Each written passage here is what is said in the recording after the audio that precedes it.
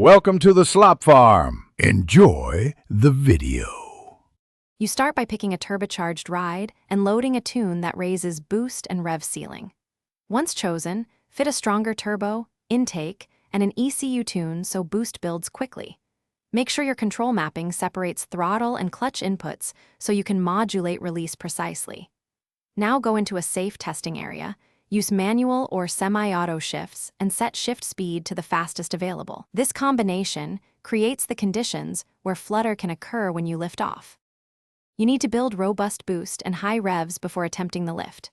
Once at 500 to 7,000 RPM with steady boost, release the throttle quickly while letting the revs stay high. This rapid pressure change causes compressor surge and the flutter sound. Make sure to blip or partially engage clutch if the game uses clutch simulation.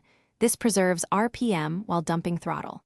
Practice the timing in short bursts. Because consistency comes from repeatable release speed and ARP, you finish by saving your successful tune and control layout so the flutter is repeatable.